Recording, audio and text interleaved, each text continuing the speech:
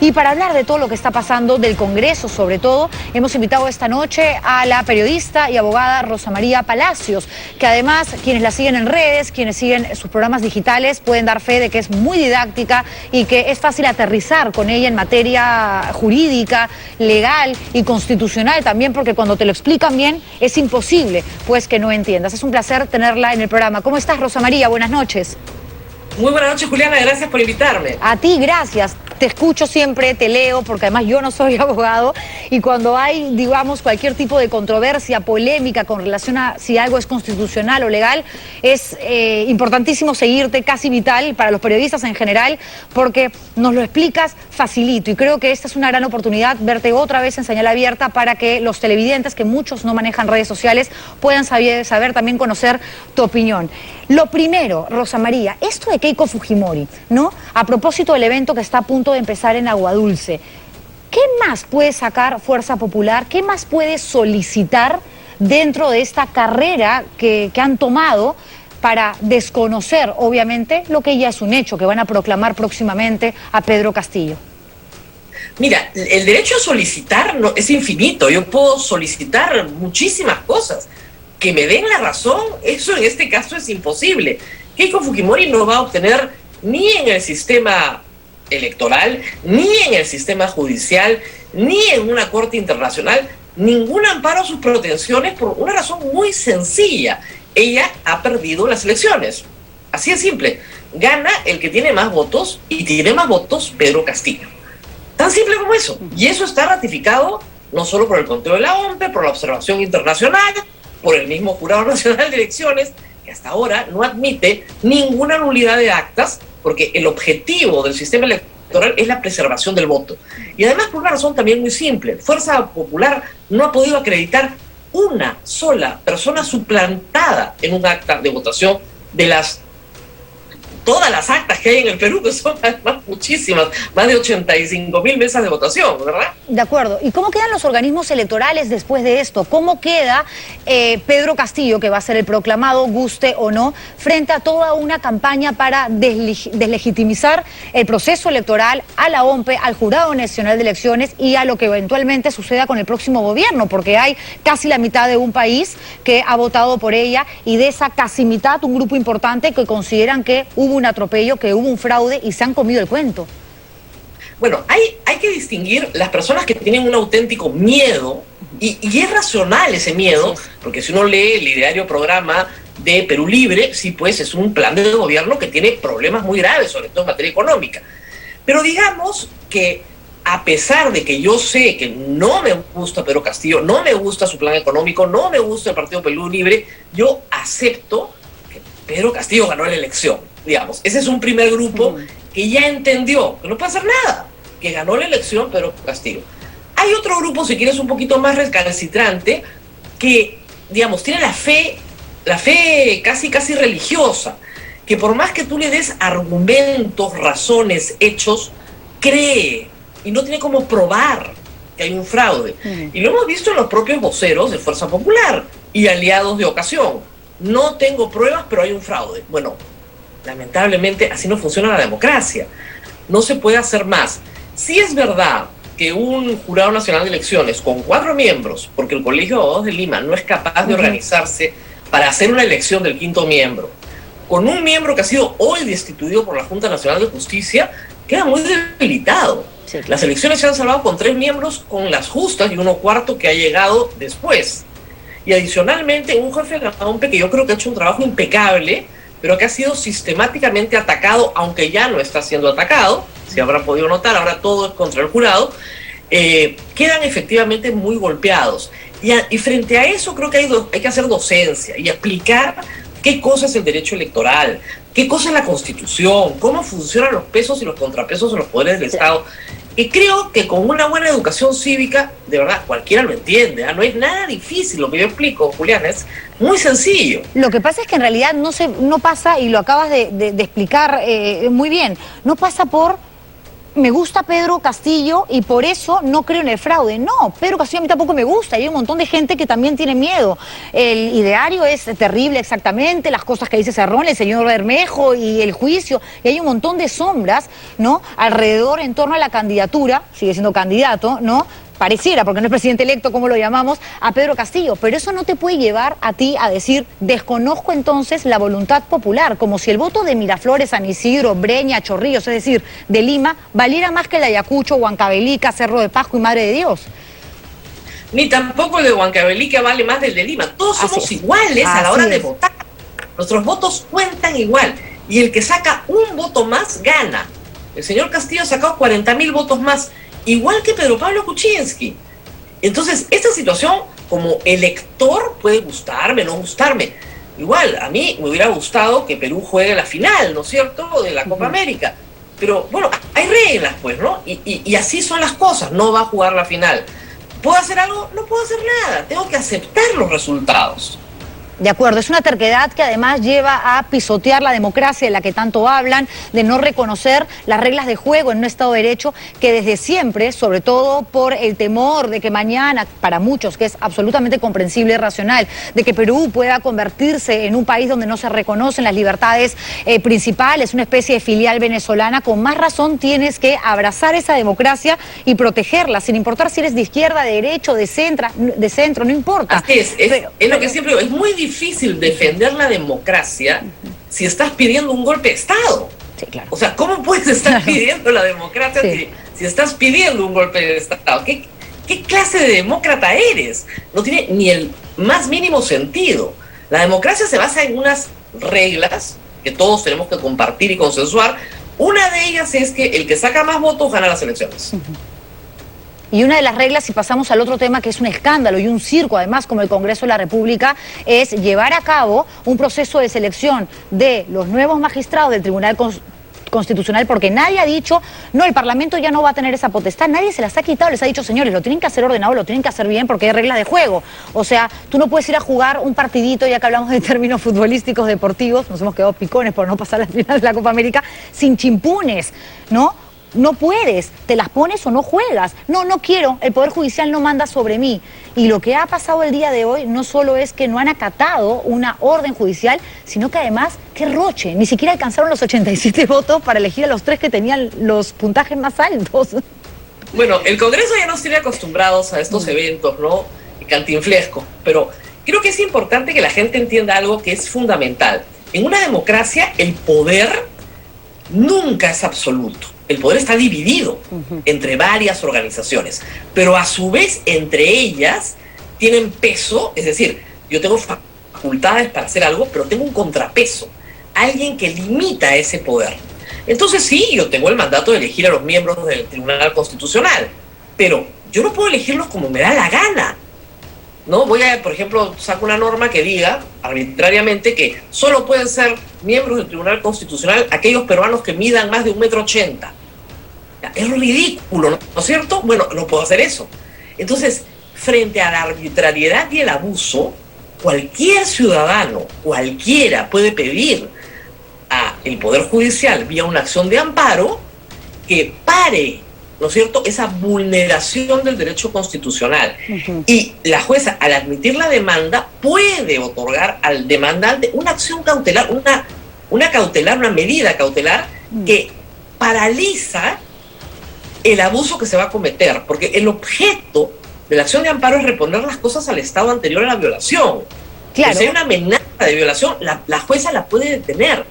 Para que quede claro entonces, Rosa María, no es que les están diciendo ustedes ya no van a seguir con el proceso de selección. No, hagamos una pausa, esta es una cautelar para que esto se ordene y les damos 5 días para que respondan a los planteamientos que nosotros estamos poniendo en este documento. Y el Congreso, lejos de tomarse ese tiempo... Claro, pero puede ser un poco más. ¿Qué sucede?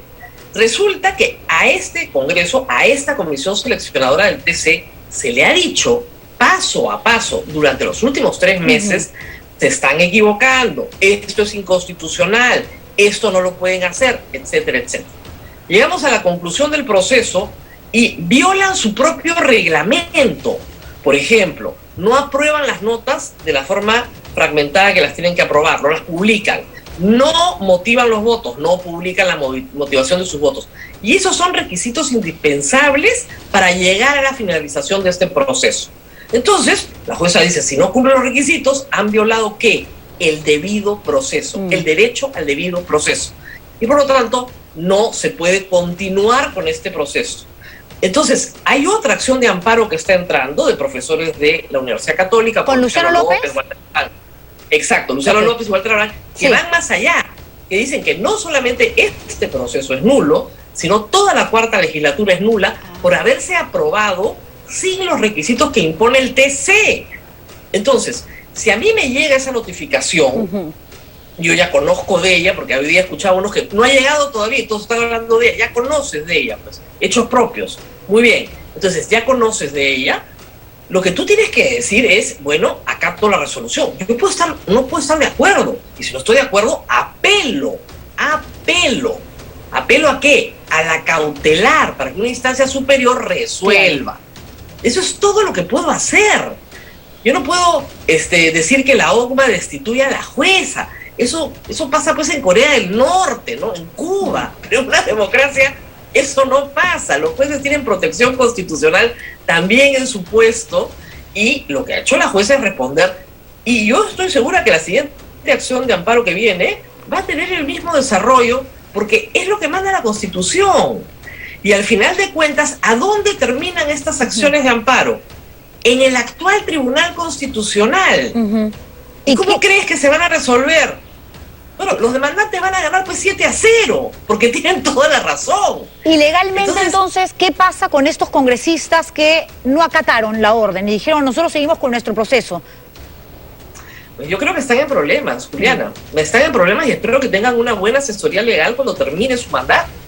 Porque han cometido lo que se conoce como una infracción a la Constitución. Todos estamos obligados a respetar las resoluciones judiciales. Es un mandato constitucional muy claro. Pero si tú eres funcionario público e incumples un mandato judicial, tienes un agravante en el Código Penal: resistencia a la autoridad. Entonces, lo que la jueza tiene que hacer es cursar, ¿no es cierto?, un oficio al Ministerio Público dando cuenta de los hechos del día de hoy, para que el Ministerio Público inicie las investigaciones del caso contra aquellos que, desconociendo el mandato judicial, continuaron en un procedimiento irregular.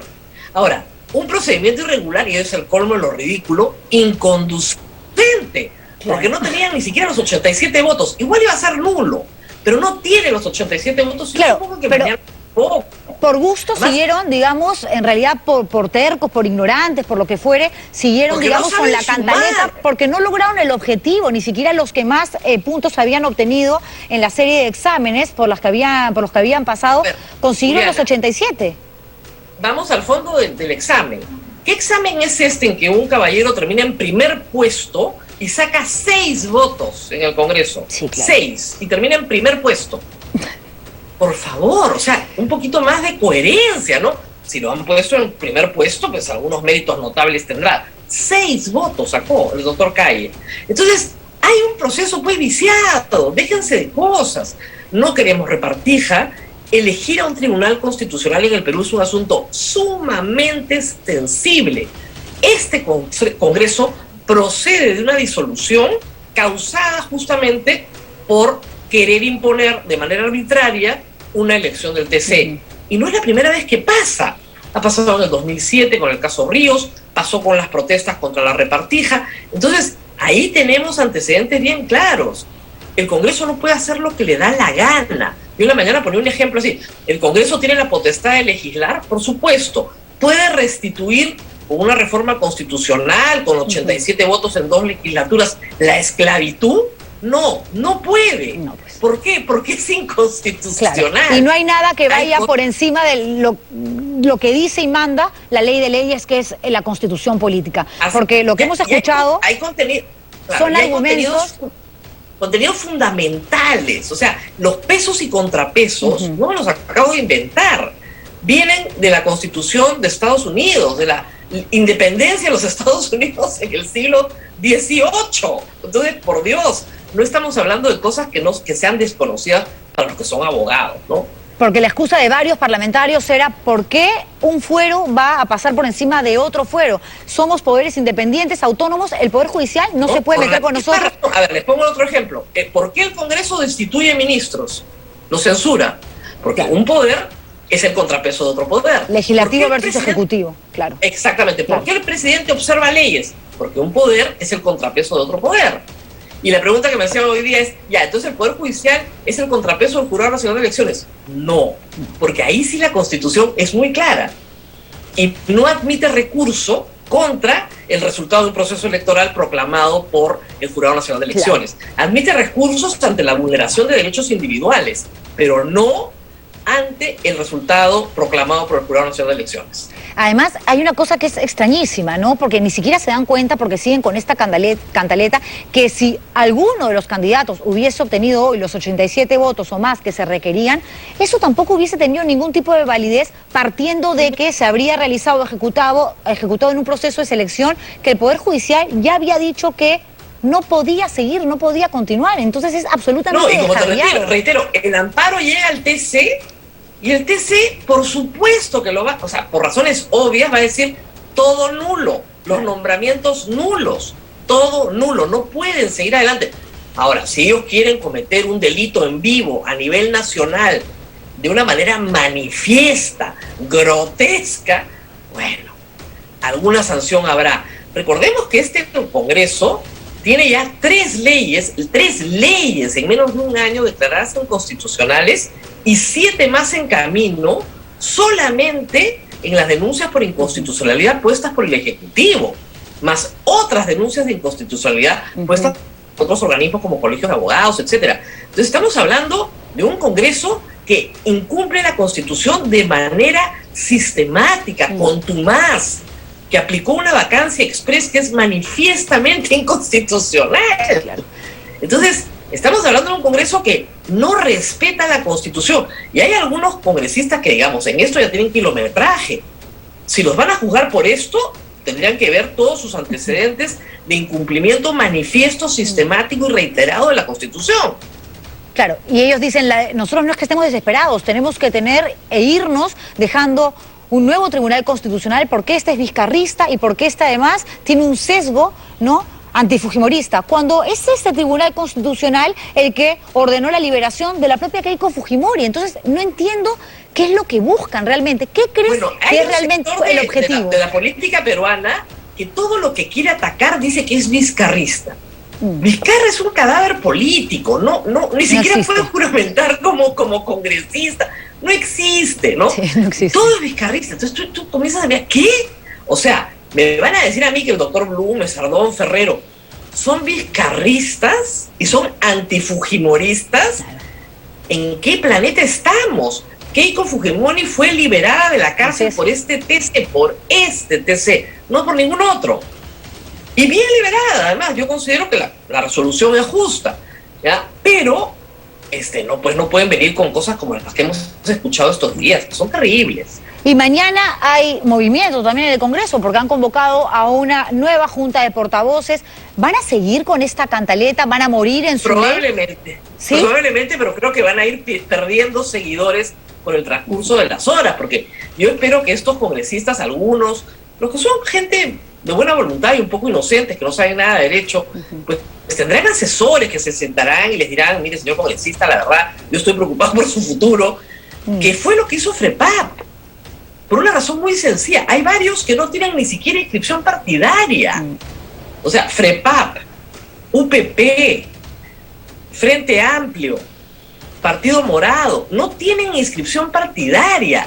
Terminamos 28 de julio, ¿no es cierto? Tienen un mes de protección constitucional y de ahí cada uno baila con su pañuelo y van a tener que afrontar una serie de procesos penales y constitucionales que pueden durar muchísimo tiempo. ¿Y con qué amparo? ¿Con quién los va a ayudar? De acuerdo. Después de todas las barbaridades que han hecho. No, es terrible, porque además yo creo que nadie puede ser tan bruto para no darse cuenta. Yo creo simplemente que es fregar por fregar. Y encima son más brutos todavía porque no se dan cuenta que al final los que van a terminar complicadísimos más allá del tema político, ¿no? Porque nadie más va a votar por ellos, seguramente, o no van a conseguir nunca más los suficientes votos para cualquier cargo público que pase por una elección popular, sino que se van a meter en juicios, en demandas de las que de pronto no van a poder salir. Y la coyuntura política, Rosa María, es tremenda, porque, claro, por un lado tenemos la acusación contra Keiko Fujimori, la han agregado en una nueva indagación con respecto a los Vladiaudios y demás, y aparece ahora la noticia que le acabamos de dar, que el Ministerio Público solicita incluir también en la investigación por el escándalo de los dinámicos del centro al propio Vladimir Cerrón. Mira, hay que tener una cosa clara para todo el público, ¿ya? Que se investigue algo no significa que haya una sentencia. La forma en la que los periodistas presentamos las cosas, ¿no es cierto?, le da cierto dramatismo.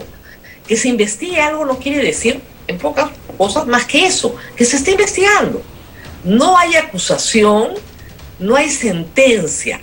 Nadie ha sido sentenciado, salvo Vladimir Cerrón, que sí tiene una sentencia, ¿no es cierto?, y nadie ha sido acusado. Entonces, calma, todo va en su ritmo y en su tiempo.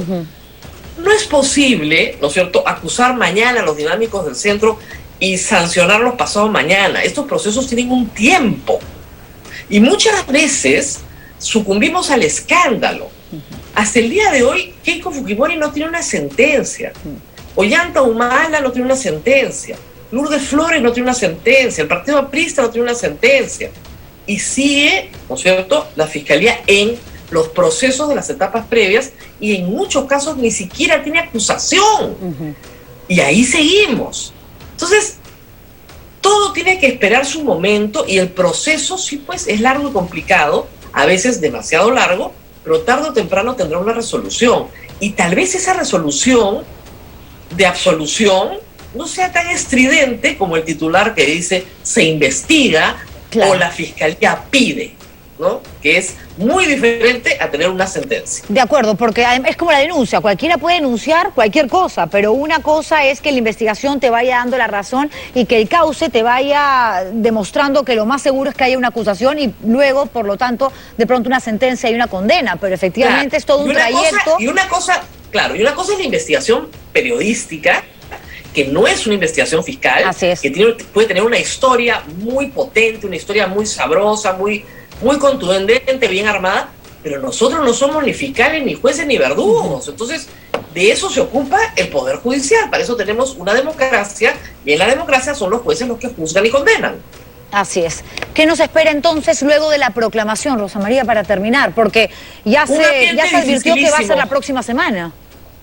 Mira, un ambiente muy complicado para Pedro Castillo. Ya en lo político propiamente en Pedro Castillo, sí el escenario es bien complicado, porque sus primeras decisiones todavía no son conocidas. No sabemos quién va a ser su primer ministro, no sabemos quiénes conforman su gabinete. La política en el Perú es antropomórfica, necesita caras. Si no tenemos caras, no sabemos cómo va a funcionar la economía, la educación, la salud, etc. Preocupación en el frente educativo, preocupación en el frente sanitario. Todos queremos que la campaña de vacunación continúe con más fuerza, igual y con más fuerza. Pero Pedro Castillo no es un hombre que da información completa de lo que quiere hacer. Y esto es porque no quiere, perdón que interrumpa, esto es porque no quiere dar esa información o porque realmente no sabe dónde está parado. O porque yo creo que porque no la tiene. Porque no la tiene. Y yo sí creo que le urge unas clases de Derecho Constitucional, pero le urge unas clases de Derecho Constitucional, porque cada vez que habla de la Asamblea Constituyente, dice muchas veces disparates jurídicos. Él no le puede pedir al Congreso que ponga en agenda una Asamblea Constituyente. Eso no tiene ni pies ni cabeza. ¿Ya? Es un desastre jurídicamente. Entonces alguien tiene que explicar que eso no se puede hacer, para luego decir que va a respetar los mecanismos establecidos en la Constitución. En la Constitución no figura en ninguna parte la posibilidad de establecer una asamblea constituyente. ¿Cómo la va a generar el Congreso? De acuerdo. Es un disparate. Más allá, lo que necesita es ser menos confuso, más concreto y calmar a un país que lo mira con profunda incertidumbre en materia económica.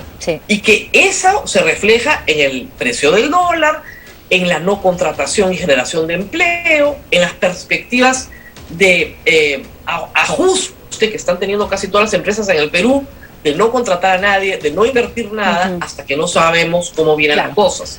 Y Pedro Castillo a pesar de los esfuerzos de Pedro Franque, no logra tranquilizar al país en esos temas. Sí, porque Pedro Franque es bastante claro, digamos, ¿no? Y como que ha tranquilizado en materia económica cuando ha hablado acerca de los proyectos que tienen y que además han servido para redactar este documento que es el plan de gobierno a 100 días. Pero una cosa es que te lo diga alguien que puede estar hoy y mañana no, y otra cosa es que eso venga de la voz de alguien que va a terminar gobernando este país. Exactamente, ese es el problema. Ese es el problema. Y yo sí creo que si Pedro Castillo comete un error, pero un error cualquiera que este sea de infracción de la Constitución, lo vacan antes de diciembre. O sea, tiene que mirarse en el espejo de Kuczynski. Él no va a tener 20 meses, va a ser mucho más rápido. De acuerdo. Y lo van a asociar a que financiaron su campaña los dinámicos del centro. O sea, por menos han votado presidentes. Seguro que sí. Te pongo el ejemplo de Kuczynski. Tuvo que renunciar, forzado por las circunstancias. Hasta el día de hoy, 3 años después, nadie lo ha acusado de nada y sigue en arresto domiciliario en su casa. Esto sin tomar en cuenta que a Pedro Castillo se la tienen mucha más jurada que a PPK hace 3 años, porque la sangre en el ojo del fujimorismo ahora, digamos, es mucho más fuerte que la de antes. Mira, si es así, es terrible, porque ya la de antes fue espantosa y ya vivimos ese congreso donde se bajaban ministros por las puras, paraban proyectos de ley por las puras, paraban buenos proyectos de ley para el Perú por las puras. Ya vivimos ese tormento 5 años y lo hemos seguido viviendo después de la disolución del Congreso, porque el Congreso que entró en el mismo talante al final. Eso es lo que vamos a tener 5 años por delante, eso es lo que nos espera de verdad, ese tormento. Bueno, es terrible, para el país es terrible. La única diferencia es que esta vez Keiko Fujimori no tiene 73 congresistas, pero sí agrupa 44, de los cuales, o 41 creo, porque ya renunció, 43, perdón, porque ya sacaron al señor Valer, que estará contigo en unos instantes, pero que esos 44 congresistas lo que reflejan al final es una voluntad obstruccionista, que son básicamente la alianza entre Renovación, Fuerza Popular y Avanza País. Ojalá me equivoque, pero la imagen que están dando al país es que entran para obstruirlo todo. Bueno, vamos a ver cómo sale. Es claro el odio que sienten y que tienen y el nivel de violencia que están generando a todo nivel porque no aceptan pues que perdieron. Rosa María, gracias. La verdad es que no es un tema de odio. Yo creo siempre que no es un tema de amor ni de odio. Creo que es un tema de codicia. De codicia. O sea, de codiciar el poder y no tenerlo. Qué feo que además ese nivel, esa desesperación por conseguir el poder, por estar cerca del poder, que puede ser muy seductor, pero qué triste que te lleve a dejar de ser, por lo menos, no una buena persona, pero por lo menos una persona correcta, ¿no? Tremendo, realmente. Tremendo. Rosa María, un placer tenerte en el programa. Gracias, Diana. Gracias, muchísimas gracias. Rosa María Palacios, periodista, abogada, conversando con nosotros y es sumamente clara, ¿no? Acá todos los chicos están pegadísimos también, claro que sí.